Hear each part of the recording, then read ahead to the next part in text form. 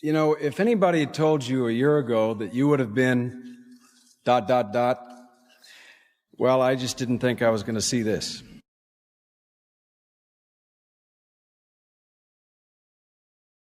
Robert Redford is known for his near-flawless career and carefully chosen roles, but even he has a few regrets.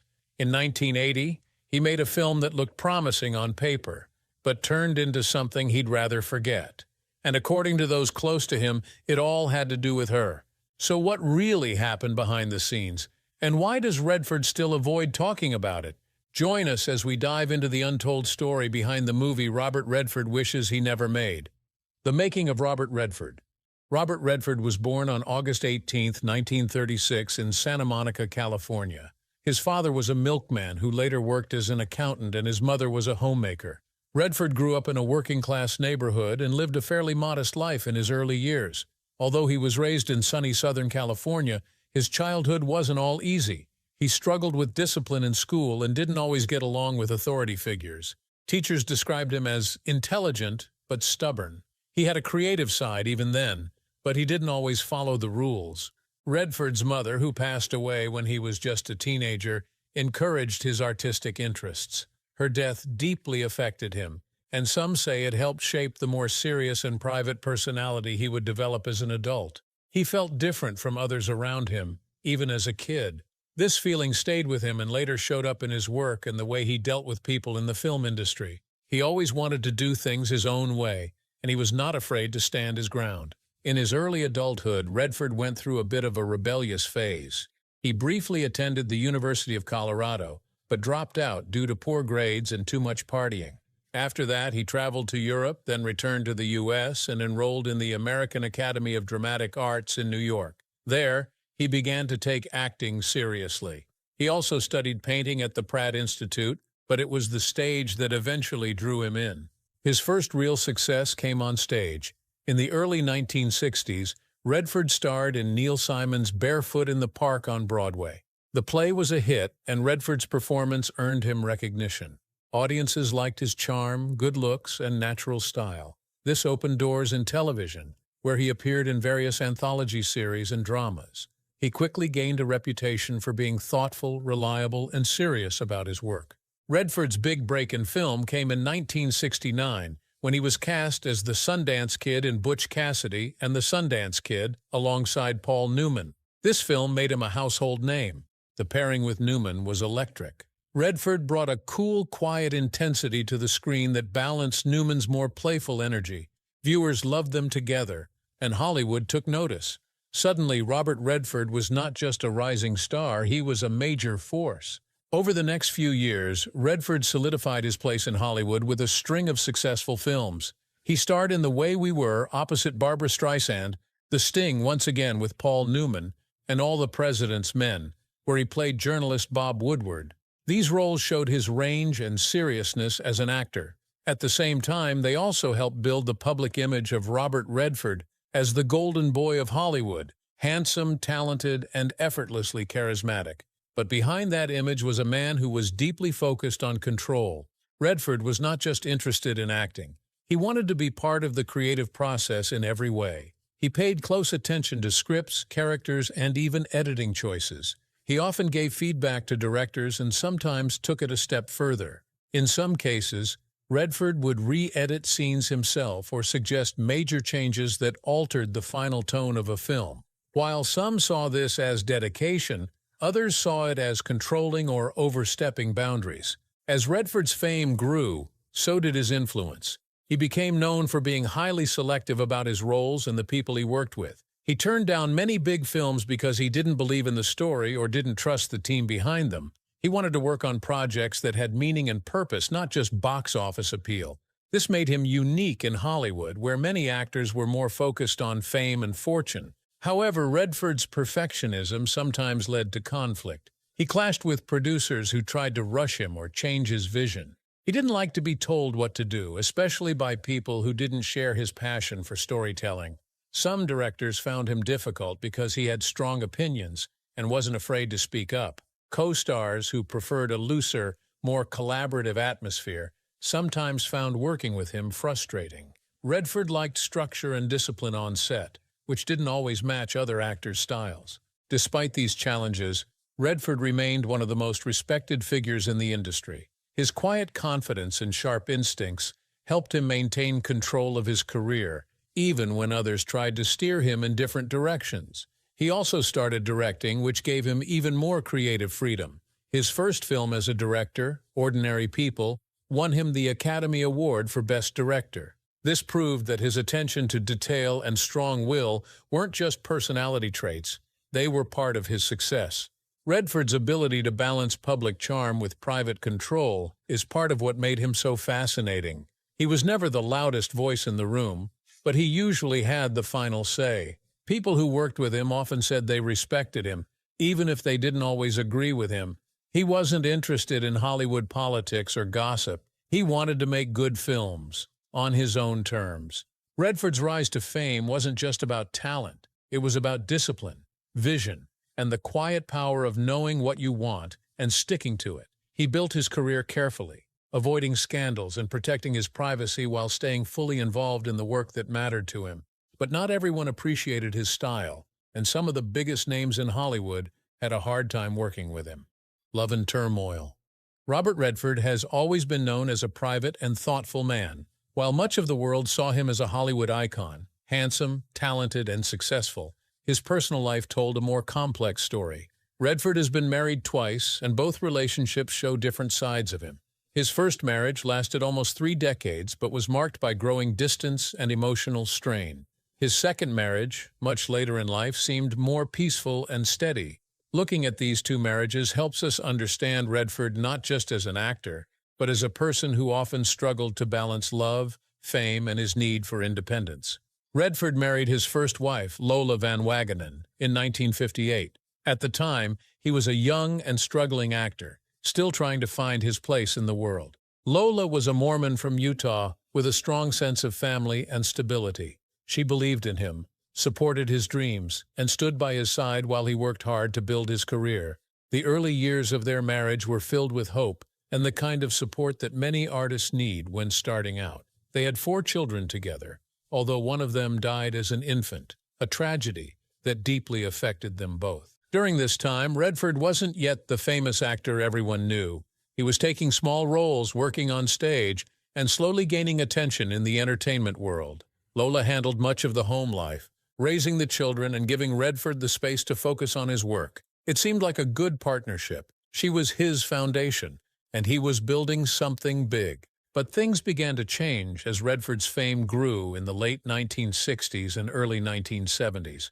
When Butch Cassidy and the Sundance Kid made him a major star in 1969, everything about his life shifted. Suddenly, he was being pulled in many directions: film sets, media attention, social events, and new opportunities. While Lola continued to stay out of the spotlight, Redford became one of the most recognizable faces in the world. The pressure of fame created space between them. Redford became more focused on his work. He was known for being extremely dedicated to every project. Whether he was acting, directing, or producing, he gave it everything. This level of focus often meant long hours and long stretches away from home. Lola, who had once been his emotional support, started to feel more like a background figure in his busy life. They grew apart emotionally, even though they remained married for years. There were also rumors of Redford being unfaithful.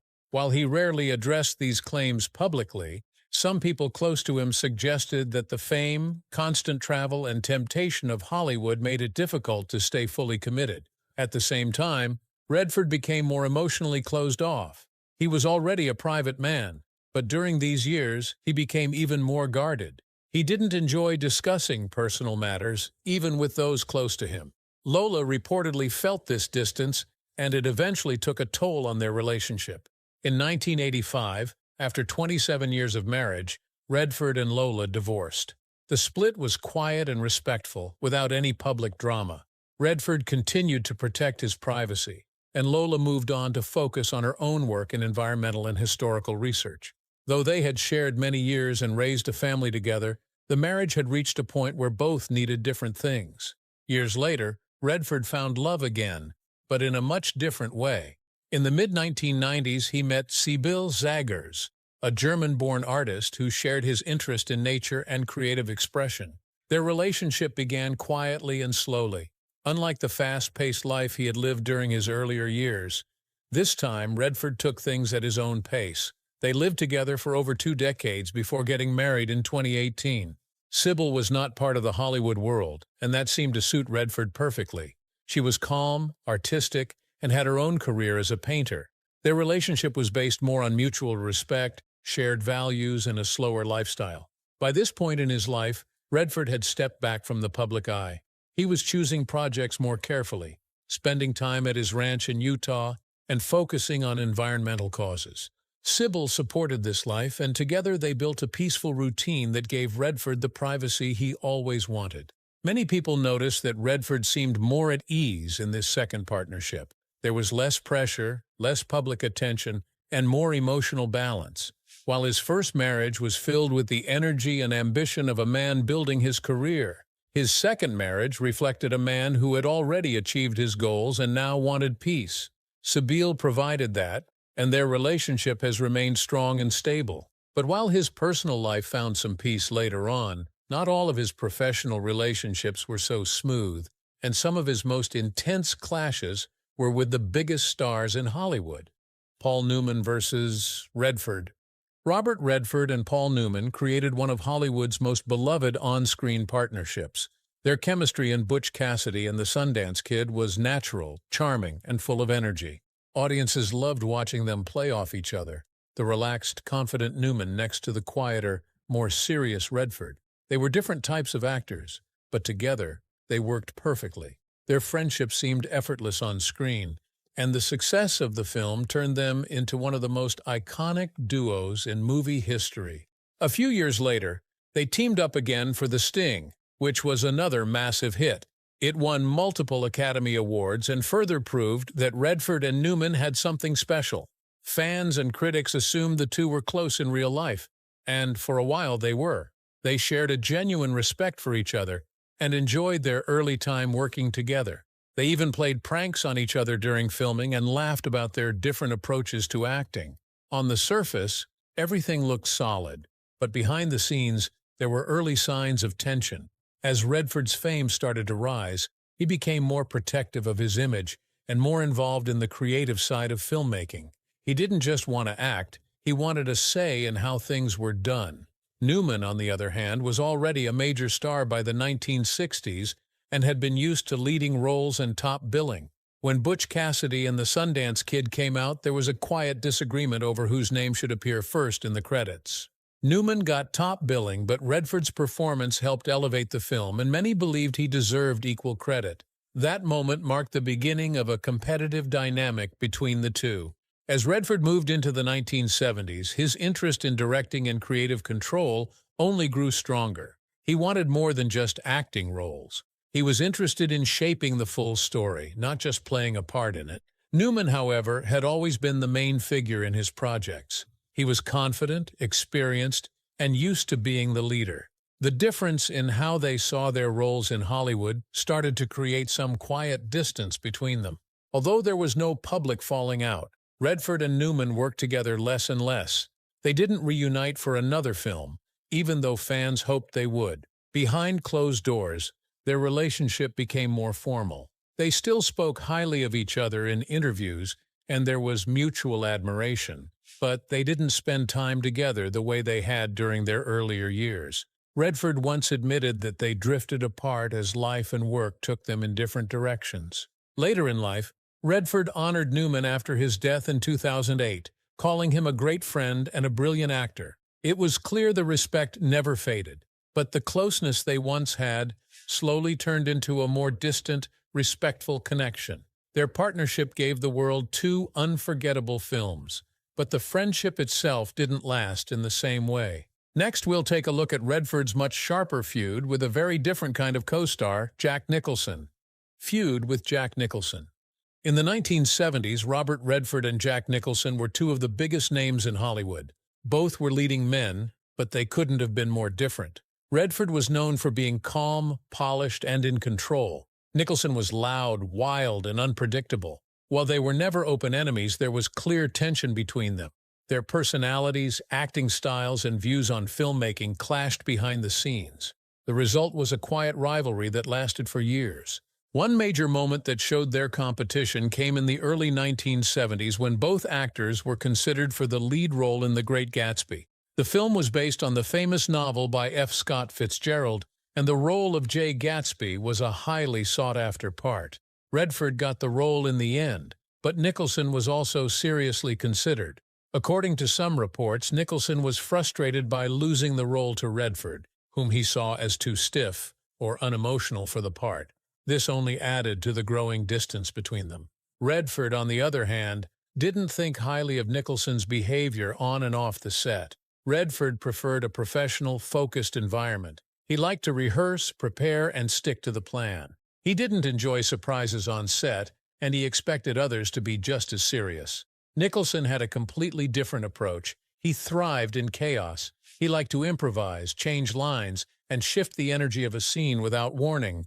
To some directors, this made him exciting and fresh, but to Redford it felt messy and out of control. It didn't help that Nicholson often made harsh comments behind the scenes. While the two actors never worked directly together in a major film, those close to Nicholson say he once called Redford wooden in private conversations. He didn't think Redford's style showed much emotional range, and he often made jokes about Redford's quiet, serious image. These comments got around, and though Redford didn't respond publicly, he was known to keep his distance from actors who disrespected him, even quietly. The truth is, Redford and Nicholson represented two very different types of actors during the same era. Redford worked best in structured films where everything was carefully planned. He valued precision and subtlety. Nicholson liked chaos, emotion, and freedom. His biggest roles, like in One Flew Over the Cuckoo's Nest and The Shining, were intense and sometimes wild. For Redford, that kind of energy was hard to be around. Directors and producers often picked one or the other for projects, depending on the tone they wanted. Redford was the quiet force with charm and depth. Nicholson was the bold spark with unpredictability. These differences made it unlikely they would ever work well together, and in the end, they never did. The two remained distant figures in each other's careers, often circling the same roles and projects but never landing on the same set. Redford may have avoided direct conflict, but he was not afraid to walk away from actors he couldn't work with, and that included Nicholson. Next up, we'll dig into Redford's silent standoff with another intense actor, Gene Hackman. Robert Redford and Gene Hackman. Robert Redford and Gene Hackman were two of the most respected actors of their generation. Both were serious, talented, and highly dedicated to their work. But when it came to personality and values, they couldn't have been more different. While they shared the same era and often received similar praise, they never worked together on a major project. That wasn't by accident. It came down to a basic personality clash and a mutual lack of interest in dealing with each other. Redford, known for his calm and quiet presence, often kept a professional distance on set. He didn't show strong emotion in his personal relationships or in his acting style. Hackman, on the other hand, brought a kind of raw intensity to every role he played. He had a strong, sometimes aggressive energy that made his performances powerful but could also make him hard to work with. Redford reportedly found Hackman's intensity a bit too much. He thought Hackman could be abrasive and unpredictable, both on and off camera. Hackman didn't think much of Redford either. He often criticized what he saw as the fake charm of Hollywood's elite. Hackman came from a working-class background and took pride in his rougher, more grounded image. He didn't trust actors who seemed too polished or too concerned with status. In interviews, Hackman never called Redford out directly, but people close to him said he viewed Redford as distant, maybe even arrogant. He once described certain actors as being cold and controlling, and it was widely believed that Redford was one of the people he had in mind. The two had chances to work together over the years. Redford reportedly offered Hackman roles in a few of his own directing projects, including A River Runs Through It and Quiz Show. Hackman turned them down. He didn't feel comfortable working under Redford's leadership and didn't like the tone of the projects. Hackman preferred gritty, emotionally intense roles, while Redford's films often leaned toward quiet, thoughtful storytelling. Their tastes didn't match, and their working styles were simply too different. Hackman also had a strong dislike for what he called the Hollywood elite. He didn't enjoy award shows, networking, or public appearances. Redford, although more private than most stars, was still a major figure in Hollywood circles. He had his own film festival, had won Oscars, and had close ties to powerful people in the industry. Hackman thought all of that felt out of touch and artificial. For him, Redford was the symbol of an industry he didn't want to fully be a part of. Despite all this, there was never a public argument between them. Redford rarely commented on Hackman, and Hackman stayed mostly silent as well. But those in the industry knew that the two didn't mix. They respected each other's work from a distance, but they had no interest in working together. It wasn't about one event or one disagreement. It was simply a case of two strong-minded people who didn't connect. The 1980 film He Regrets. Robert Redford and Barbra Streisand shared one of the most iconic romantic pairings in film history. But behind the scenes of The Way We Were, their working relationship was far from warm. The movie told the story of two opposites, a political activist and a laid-back writer, falling in and out of love. On screen, their chemistry was undeniable. Off-screen, however, things were tense, cold, and complicated. Their professional clash was not explosive in a dramatic way, but it was deep and long-lasting. It left a mark on both of them, and explained why they never worked together again, despite public demand for a reunion. Redford was not the first choice for the role of Hubbell Gardner. Barbra Streisand, who was already heavily involved in the development of the film, wanted him from the beginning. She believed Redford was the only actor who could match her on screen and make the love story feel authentic. But Redford wasn't immediately interested. In fact, he was hesitant. He worried that the film would become too centered on Streisand, who was known not only for her talent, but also for her strong personality and control over her projects. Redford didn't want to be seen as a secondary character in a film that felt like it might be a vanity project. Eventually, he agreed to take the role, but only after certain conditions were met. One of those conditions, according to some reports, was that parts of the script be revised. Redford didn't think the character of Hubbell was fully developed. He wanted more depth, more screen time, and a stronger emotional arc. It's said that he worked with writer Arthur Lawrence to rewrite several scenes so the story felt more balanced between the two characters. Streisand agreed, at least publicly, but the foundation for tension was already there. During filming, the divide between their approaches became even more obvious. Streisand poured herself into the role, often pushing for more emotional scenes and dramatic moments. She liked to improvise lines and try different emotional tones during takes. Redford, by contrast, preferred to stick to the script. He liked control and subtlety. He didn't enjoy doing scenes over and over with different emotional extremes. To him, the strength of the film came from its quiet, understated parts, not from emotional outbursts or grand performances. This difference in style led to friction. Redford reportedly found Streisand exhausting to work with. He admired her talent, but he disliked how much control she tried to have over the film. He thought she could be self-absorbed and demanding. Streisand, in turn, thought Redford was too distant and cold. She said he often shut her out and didn't engage with her in emotional scenes the way she hoped he would. Their communication was limited, and their connection off-screen was minimal. People who worked on the film described their relationship as cordial at best and brittle at worst. They were not openly hostile, but there was no warmth between them. They stayed professional, hit their marks, and delivered strong performances, but there was no friendship behind the camera. Their only real connection seemed to happen when the cameras were rolling.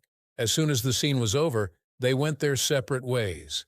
Despite all this, The Way We Were became a huge success. Audiences loved the film, and many believed the emotional tension they saw on screen was the result of deep personal chemistry. In reality, it was the result of two strong-willed professionals who were barely able to work together, but pushed through to deliver a film that resonated with people around the world. Refusal to reunite. After the success of The Way We Were in 1973, many people expected Barbra Streisand and Robert Redford to reunite for another film. Their on-screen chemistry was unforgettable, and audiences were eager to see them together again. For Streisand, it wasn't just about public demand. She truly believed that the magic they had created could happen again. Throughout the 1980s and 1990s, she pushed for a sequel to The Way We Were, or for a new romantic project with Redford. She felt there was more story to tell and more emotional ground to explore between their characters or in a different setting. Streisand actively tried to get Redford on board. She worked with writers, pitched ideas, and even tried to rework a few scripts to fit both of their strengths. But every time she reached out, Redford declined. He never gave harsh rejections, but he made it clear that he wasn't interested. In several interviews over the years, Redford gave the same response: one film was enough. It wasn't personal, he insisted. He simply felt the original film said everything it needed to say. To Streisand, though, it was personal. She had poured so much of herself into The Way We Were, both the performance and the behind-the-scenes development. She felt a deep emotional connection to the story and to Redford's character. His refusal to work with her again hurt her, and she later admitted it. In a 2016 interview, Streisand said she was disappointed and wounded by his unwillingness to reunite. She admitted she never really understood what went wrong. To her, the partnership had worked beautifully. Redford, on the other hand, saw the experience very differently. He found working with Streisand exhausting. While he respected her talent and her dedication, he felt overwhelmed by her emotional intensity. He said in interviews that he didn't want to go through that experience again. Redford was a private person, someone who valued calm control and quiet focus on set. Streisand brought emotion, spontaneity, and a very strong presence. That made their film great, but it made their working relationship extremely difficult. Despite all the tension, both Streisand and Redford always spoke respectfully about each other's work. They never bad-mouthed each other in public. Streisand often praised Redford's acting ability, calling him perfect for the role of Hubble and incredibly natural. Redford in turn called Streisand gifted and said she brought powerful emotion to the screen. Professionally, they admired one another, but that respect came with clear emotional boundaries. If you enjoyed this look into the real drama behind the screen, don't forget to like, subscribe, and hit the notification bell so you never miss more untold stories from Hollywood's golden age.